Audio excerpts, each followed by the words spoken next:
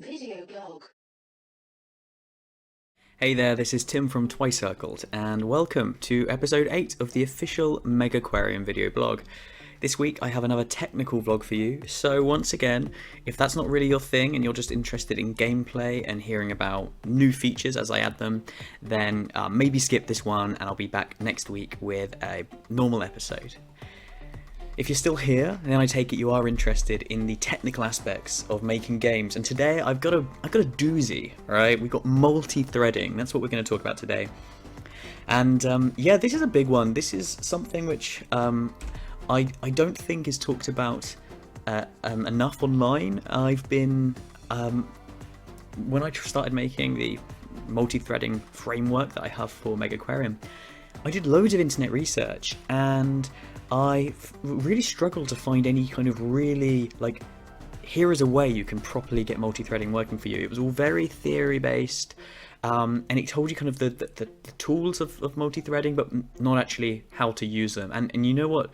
Multi-threading is one of those cases where the way you implement it is massive. It can make a huge difference to how good your code runs. Why is multi-threading important? Well, we've got multi-core CPUs, so it's basically all CPUs these days are multi-core, so it's really important to take advantage if you've got basically anything but a really intensive game. You should be using all the CPUs available to you, because otherwise your frame rate's going to be dropping. So, in this vlog, what I'm going to be doing is I'm going to be going over the key difficulties of multi-threading. I'm going to give you an overview of what I think the key concepts are, which took me a while to work out, basically. I did an awful lot of kind of trial and error working out stuff, and I was like, oh no, this is what multi-threading is really about. And actually, most of the stuff online I found, it doesn't actually talk about the real issues of getting multi-threading working. And then I'm going to actually take you through the design journey I went through with Megaquarium's multi-threaded framework, because I think that's the only way you guys will get an understanding of how you could... it's the only way you're going to get an understanding of why it ended up being the way it is. Because if I jump straight to the end, I think it'd be quite likely you'd probably go, why didn't you do this? Surely there's a simpler way of doing it. And the truth is, there isn't. And then I'll end with some code examples of the framework in action. But by then, you're going to have a pretty good idea, I reckon. So why is multi-threading so hard? Okay, the truth is multi-threading, right, literally running multiple threads is easy. But the tricky bit is sharing data between them, okay? The most obvious reasons for this are concurrent access exceptions.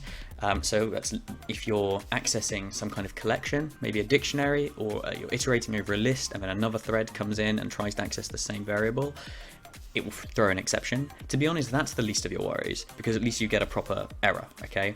The much worse and, what's the right word, insidious issues are when you have for example, fields or instance variables which get changed mid-method or mid-tick, which is, as you can tell, I find yuck.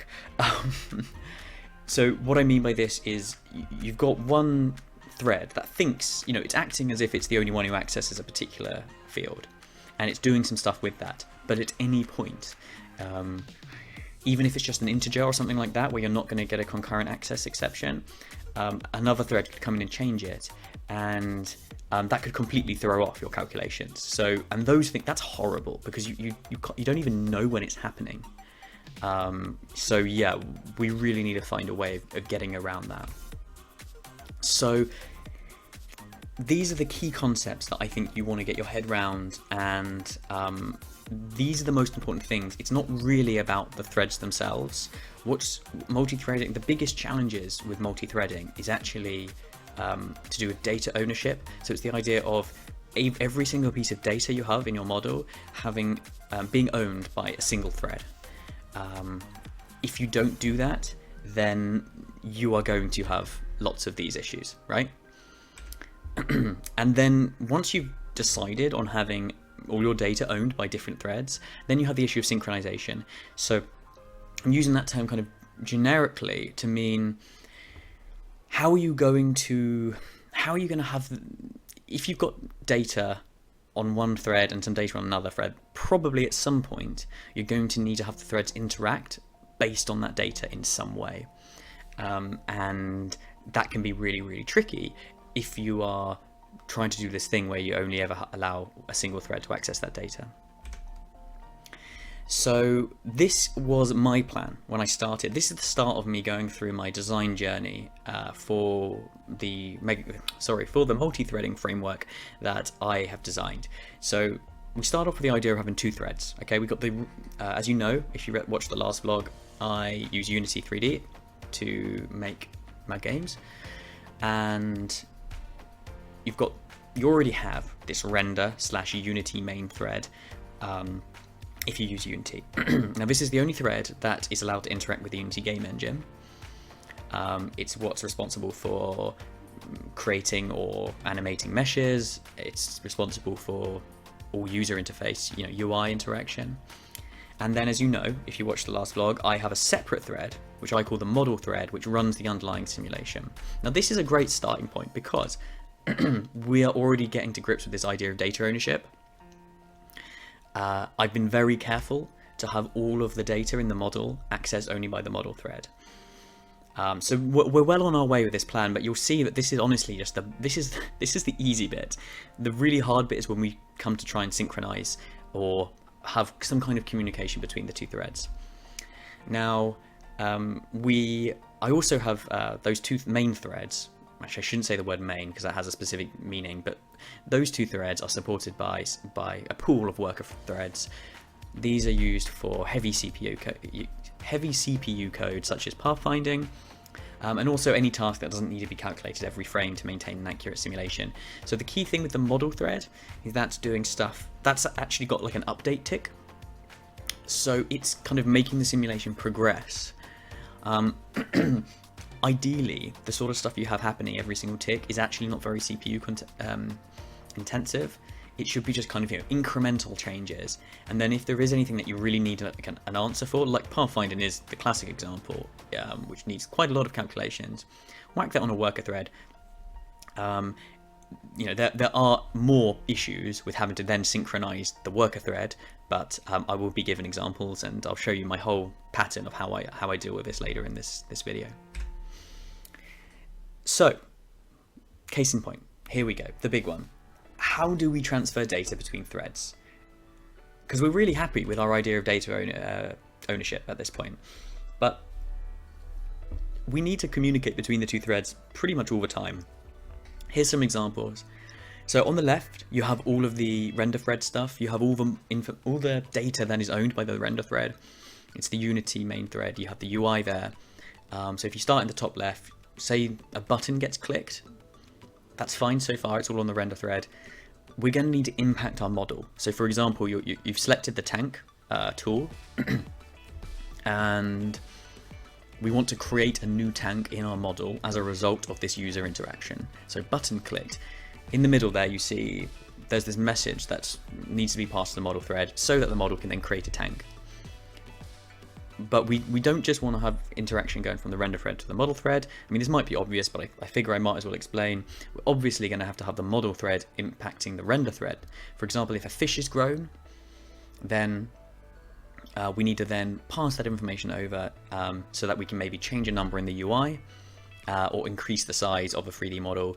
This could be even just like a fish moving, a person moving, that kind of ongoing update of the simulation is going to have to be reflected all the time in the render thread. So we need a really great way of transferring data across.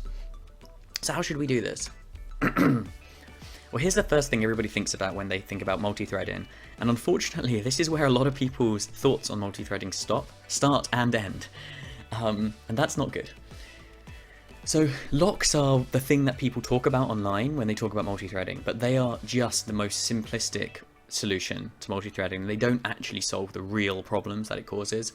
So do locks stop concurrent access exceptions? Yes, they do. On the right, you can actually see there's a little tooltip in the way, which is really stupid of me. I'm sorry about that. That's not a tooltip right now. I've actually managed to take a screenshot while a tooltip was showing. But what you can see here is there's a dictionary, which is a class which you don't want to access at the same time as... well, you don't want two threads to be accessing at the same time. And so we use a lock, okay? So what we do is we have this method called setMood. It's got a key and a value, and we lock on the mood by cause object. Then we assign it, and then we have a separate method called getMood, and we lock on the same object, and now we're actually returning mood by cause, and then it's got an indexer, square bracket, with M inside it, and we're returning it. So that solves our multi-threading issue, doesn't it? Because our threads aren't accessing the data at the same time. Well, no, it doesn't, because it still allows these variables, this field, this instance variable, if you like, to be changed mid-tick. Now, that leads to an inconsistent data model, which could cause subtle and difficult to find bugs, because it's hard to explain. But for example, you have an update tick going through and updating the simulation, and maybe the way it's going to update the simulation is based on this dictionary that we've got here on the right. And halfway through that update, running on the model thread, the render thread could come in and change one of these values. Now, there's no guarantee of what it would cause, but it would mean that some of the values stored in this dictionary are representative of the model before the render thread came in, and others are representative of the values after the render thread came in. And that could cause issues because it's inconsistent. It means that, you can't write methods you can't write a method safe in the knowledge that the view of the model at the beginning is going to be the same as the view of the model at the end, which is horrible. Also, locks, having just locks all over your code just isn't great generally, because if you do have too many of them, if you have to have locks over long running code, then you might actually start to see performance issues because the other thread literally just has to stop. And one of the points of multi-threading is, of course, to increase performance. So while locks aren't a problem, don't be scared of using them like in small ways. If your solution is to put locks around really long running code just because you want to make sure that it's consistent throughout the whole of its runtime, then that's not a good solution. So next, we need a way to keep the model consistent during a tick. And that's for two reasons. One is so that the data model doesn't get changed by the render thread mid-update. And two, it's so that the render thread doesn't get half the data from before update and half of it from after. So the opposite of this is maybe that I was talking about the render thread coming in and changing a value. What if the render thread comes in and tries to get a value so it can display it on screen? Well, if it comes in halfway through the model thread's tick, then it could have half the objects in their old position, half in their new position, which could cause some kind of weird stuttery visualization. So how do we do it? Well, we could take a copy. So the render thread could come in and take a copy of the entire model under the protection of a log, so we know that it's not getting changed while we're taking the copy, and then you will get a consistent view of the model in our visualization. But we haven't solved the issue of editing the model mid-tick, and also taking a copy of the entire model every single tick is a bit overkill. So next, we need to find a way to send messages between the threads which allow them to make changes on their own schedule. So we need to solve this issue of editing the model mid-tick, basically. That's the point here. We want the model to be able to update itself on its own schedule, either at the beginning of a tick or at the end of the tick, so that the calculation that occurs is consistent with itself, so that half the objects aren't changed and half of them are. This is the most complicated slide in this entire video. But it's also the most interesting if you actually want to design a multi-threading framework. This is literally how it works in not Big Farm, Megaquarium. Big Farm is single-threaded. So what we have here is we have two threads. That's the top one and the bottom one. Okay, and then those filled out blocks are showing the actual runtime of those ticks, and you can tell that they're inconsistent. We want to design a framework that is robust in the face of inconsistent timings of ticks. So we have a very fast render tick, and then we have a couple of slow ones. Now let me explain what's happening here. We use buffers to buffer the messages that are sent between the two threads so that they can be put into kind of reality consistently at a time when the receiving thread chooses, so that it's not changing mid-tick. So what's happening in the first half of this is that the render tick is making changes. So for example, you've clicked some buttons, or you've clicked a button, and we're sending some messages because we need to update the model. Think about that example I used earlier. You're placing a tank. So we add that, and we have the model buffer 1, the first model buffer. We add that to those. Notice that we're not actually, even though there's a model tick going on at the same time, we're not actually changing anything in that tick at the moment. We just skip right on over until the end of the first render tick. Then what we do is the turquoise arrows are showing what's done on the render thread, and the orange arrows show what's done on the model thread. We, under the protection of a lock, and this is one of the areas we use a lock, we shove all of the stuff, all of the actions, the messages from model buffer 1 into model buffer 2. Now, this is ready for the model thread to pick up when it wants to. Now, we can't push them directly into the model thread because we have no, the render thread doesn't know when the next model thread is going to start. We want to leave that in control of the model tick. And we have to use a second buffer because if the render thread goes off again and starts adding more stuff to this first buffer, then we still have kind of a bit of an inconsistency problem. So we have these two buffers. So once the render tick ends, it says, look, here is everything that I want you to change. And as long as it's all done consistently at the same time, you are maintaining a consistent model. So here is one of the concepts that it took me so long to grasp, and now I believe it so fervently. It's not, inconsistency is not about things being late, okay? It doesn't matter if stuff happens a tick or two after either the model thread wills it into the render thread, or if it doesn't matter if stuff gets updated in the model thread a tick or two after some user interaction in the render thread. What matters is that it's introduced into the model consistently and all at once, because otherwise it could have these weird inconsistency bugs which will be really hard to find. Half the walls get added, imagine, you drag out some walls and half your walls get added before the new tick and half of them get added after the new tick, model tick. Could cause havoc with a load of people walking half into some of them and half not into them. So what you can see here on the first orange arrow is that all of those messages are getting pulled into the model tick by the model tick at the beginning of its next tick, so it's consistent. Now during the model tick we see the same thing going in reverse. It pushes some actions, for example, game objects are being updated, their position is being updated, and it pushes those into the render buffer 1.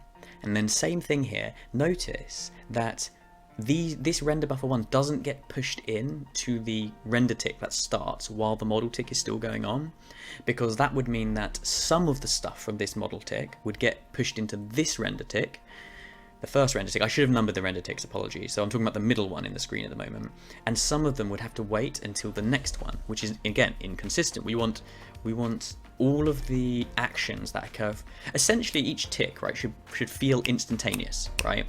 But of course, when you're multi-threading, that's not the case. CPU cycles take time. So what we do is we recreate that by using these buffers. So what you see is it's only at the end of the model tick that render buffer 1 gets pushed into render buffer 2 by the model thread, the orange arrow, and then it's at the beginning of the next render tick that gets pulled in. Now, in truth, this diagram would have lots and lots more buffers, okay? There's basically a model buffer 1 for every single render tick, and there's a render buffer 1 for every model tick, and then there's a model buffer 2 which goes from the previous model buffer 1 until the beginning of the next model tick, and vice versa. So there's a load more that I'm not showing you, but really study this diagram, because I'm telling you, this is the way to do it. I thought about it for so long, and if you want this thing where you have a consistent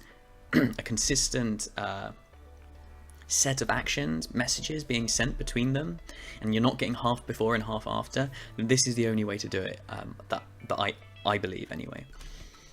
So Just going to give you a moment just to take all that in. This is what I'm talking. This is the reason no one talks about practical stuff online. Like, actually, how the hell do you really implement a multi-threading framework? Because it's complicated, and people like to talk in generalities, and they don't like to say specifically how to do it. Now, I'm trying to do both. The first half of this is all really about the general issues of multi-threading, but this is literally how I do it. Like, those model buffers, those are actually lists, which I populate, and then I actually have two lists, and then where those arrows are, I literally do push one list into the other under the protection of a lock. Yeah, anyway, the next thing is, what form do those messages take? Okay, I use anonymous functions. Now, you could actually come up with your own data class and pass those around, and you can do, you know, all sorts of stuff with, you know, messages. Yeah, there's lots of ways of designing your messages. Basically, you could have custom data classes, which have, you know, parameters inside them, stored as instance variables to do various things. I like using anonymous functions because they're very flexible. I don't have to create a new type of delegate or a new data class every single time I want to pass some slightly different parameters over to as a message to the other thread. And my favorite thing about that is you get to use closures. Now, if you don't know what a closure is, go and look it up. They are, you know, a relatively advanced programming thing, but they are incredibly powerful. They certainly exist in C# and in Java. I'm not sure if they exist in C++ and old school C and stuff like that, but I'll briefly go over what a closure is using the example on the right. In fact, I'll run through these bullet points for you, okay? So basically, this example shows data being gathered from the model thread, which is then passed to the render thread. So this method is called on the render thread. So it's basically the first turquoise arrow that you can see, okay, being put into that model buffer. And then what you see is, well, it's once we reach that line that says model thread.do, that is the action of passing this method over to that first model buffer one, okay? And then eventually, obviously, on the timing structure we've shown, it will eventually get pushed through to the model tick, and this code will be called on the model thread, okay? But it will always be called at the very beginning of the model thread. We know that for sure because we've set up our system to work like this. So on the model thread, what gets called is we've got this cached object, this object data. We just check that's alive because since the last render thread, since that first turquoise arrow that we can see here, we've got quite a lot of a model tick going on. So actually, this object could have been destroyed and it might not be alive anymore. So the first thing we do is we check if it's alive. And now it's safe to do that now because we're now running on the model thread. And because object data can only be destroyed on the model thread, they have ownership, right? That's why we're so careful about which thread owns our data. We know for sure that it's not going to get changed anymore because we're now running on the model thread, okay? So we check if it's alive. If it's not, we just return. We throw this away. It doesn't matter. Then what we do is we call these two methods, get icon, get text, and we cache these two strings, the icon name and the text string, and then we pass back another message back to the render thread. So see that the second orange arrow, so the first orange arrow that's going upwards, the render buffer. What we're sending back, you can see render thread.do. We've got another anonymous function inside. Again, if you're not familiar with anonymous functions, go look those up quickly. This is actually it's called a lambda function. You do bracket, and you draw a little arrow with an equals and a greater than sign, and then you can basically define some code, and this is basically of the type system.action or any other delegate with a void return type. Go look those up. This will make a lot more sense if you don't understand. But basically what we're passing back is some more code, right? It's an anonymous function, and on the render thread now, we are accessing these two render thread owned variables, which is icon and text. Those are actually UI components in this example. They really are. This is from a real life example in Megaquarium. And we call this method background image, and then that's setting the background image, and then we call this method text, and we're setting the text. Now here's the key thing, right? Icon name and text string, because we've defined them as strings, on the model thread there, these are now local variables, so we're no longer referencing fields within the object data, even though the data is based on that. So this is when the closure comes into place. The compiler automatically creates a closure around the second inner method. It's actually already created one around the outer inner method, but let's talk about the inner one. So the renderThread.do, that line, that method that's starting there, that anonymous function, I should say, it creates a closure around those two variables and that function. And essentially what that does, the way closures work, is it's creating a runtime class, which we never define, and the class is basically that function. And because it's a class, it can have some fields, and it creates a little field called icon name and a little field called text string inside this dynamic runtime class. And it stores the value of those local variables in there, and it passes it all as a neat little package over to the render thread, just as a system.action, right? This is just an anonymous function, okay? And we can now call that on the render thread, which is what happens. This gets called over on the in my multi-threading framework, and when we call it, we are now actually referencing those local variables that are above. And what's brilliant about that is they've been cached, so it doesn't matter if between that first orange arrow, and we go all the way to the right to the turquoise arrow. In fact, I think I've got a mouse pointer. I can show you. Yeah, here.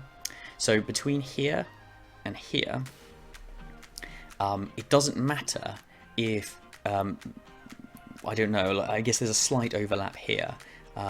It doesn't matter if that value has been updated, is my point. So imagine this model thread tick was just a little bit earlier and it updated that value again. It wouldn't matter because we created a closure. We've actually cached these values. Now I know I spent a lot of time talking about this, but for me, I think this is the most powerful pattern. And I came up with it myself, and I'm kind of amazed it's not like a common pattern people use in multi-threading frameworks. I've never seen it written about anywhere else, but I really recommend it. It's applicable to so many applications.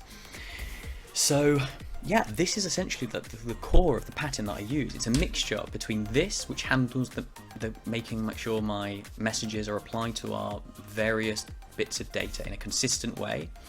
And then here, what we use is anonymous functions along with closures to cache data, which is then safe to pass on, and it no longer is referencing the underlying data, and that underlying data can change. And it doesn't matter if it's a tick or two out of date. What matters is it's consistent, and that is so important. And I think it's the easiest thing to mess up when you first start designing multi-threading stuff. You think it's important for stuff to be up to date, and you know what, a frame or two doesn't matter.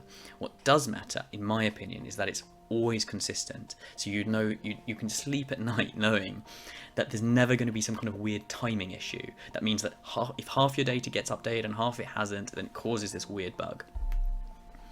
And yeah, basically safe to pass it out of a thread because changing underlying value will not update closure variable.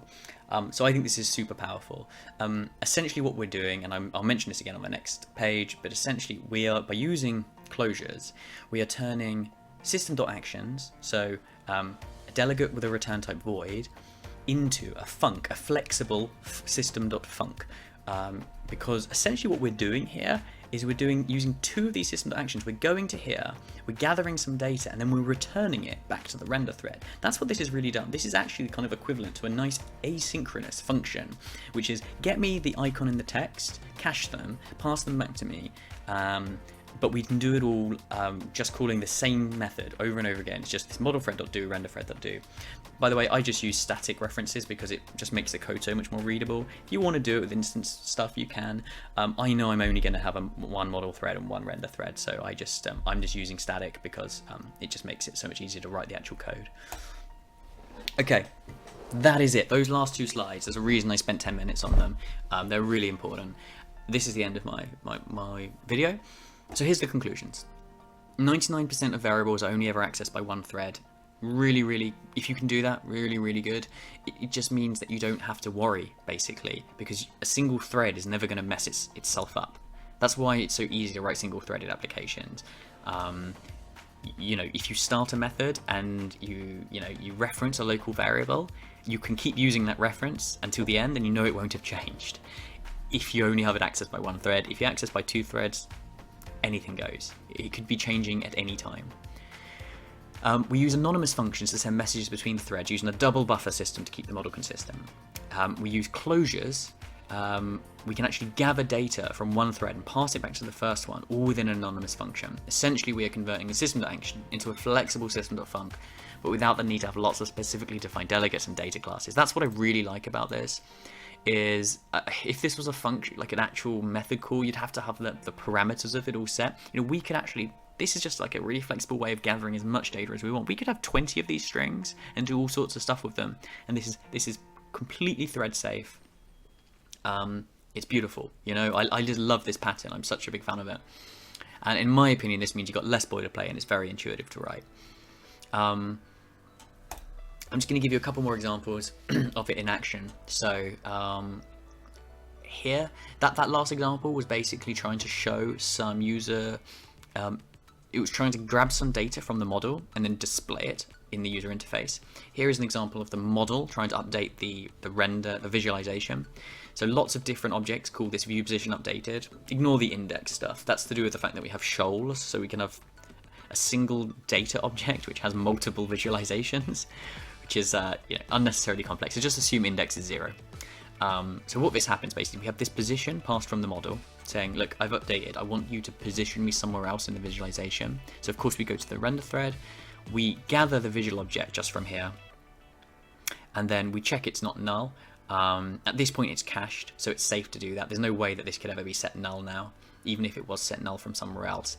And then we update that position, and this has to be done on the render thread because VO, visual object, is actually it's a mono behavior. It's an actual Unity object. And it's a fun fact. This is basically the only mono behavior I use apart from the UI. All of my objects, all the stuff, all the fish, all the text, everything is of the same class, visual object, because it's just a visual representation. It doesn't care what it does. That's all in the model. So that's, talk about MVC. Here's a version with the angle updated. This is one example of where I actually use locks in the code. It's one of the very few. And that's because I couldn't quite get around the fact that either thread can actually update this VOS. That means visual objects object, unfortunately. And so we do just lock it here just to make sure. It's very, very unlikely for them both to be changing it. So this does break my kind of system a teensy bit, but I won't go into details. But essentially, it's incredibly rare. It's only when an object is first created could it possibly be updated by the model thread. Other than that, it's only ever updated by the render thread. But there is just this one edge case, which I couldn't get around, unfortunately. So we've used the lock here. Final example. This is updating the pathfinding grid. I call it a sector map. One day I'll do a video on pathfinding as well to tell you how that works. So this is run from the model thread. Basically, when the grid gets updated, so for example, a new tank gets placed, we take a copy of the grid and then we create a new sector map on a worker thread. So here's an example on a worker thread, separate to the model thread and the render thread. So this is, ignore the debug.logs. So basically we take a copy. So we have to take this copy actually on the model thread, but that's pretty quick actually. It's just an array of bytes basically defining whether a square is walkable or not. Offset is because this is a byte array and it has to start at 0, 0. Anyway, the reason we use bytes is just to make the... why did we use bytes? There was a reason, I'm sure. Just make something more efficient. Anyway, and then what we do is this is very, very similar to what we've seen on the previous ones, like render thread.do. It's basically the same as backbone instance. This is my own. I use static variables for certain things, for certain key variables. I have this thing called backbone, which allows me to basically access most top level stuff from anywhere in my code, which I appreciate. So we go backbone instance. This is a singleton, static singleton. .workerThreadManager.add unmanaged job, and again we use an anonymous function. And essentially this again creates a closure around our copy of the grid. Now the great thing is, so once we're in here, remember that that grid can change because the model thread can do whatever it wants with it. But of course the copy won't change because that's a local variable. So it's the copy that we use here. We create a new sector map, which is we divide the grid into larger chunks so that when our guests walk around, they don't just kind of like walk in these kind of little snaky patterns up and down. They do that a little bit, but what we do divide it into as bigger chunks as possible. So like a room with no doors is basically a single sector, and that has a fair bit of computation. And then we just pass it straight back. So on the model thread, we go sector map equals new sector map. So this sector map here is a field, a instance variable, and because this is on the model thread, we're safe to enter that. So notice that grid and sector map are only ever accessed from the model thread.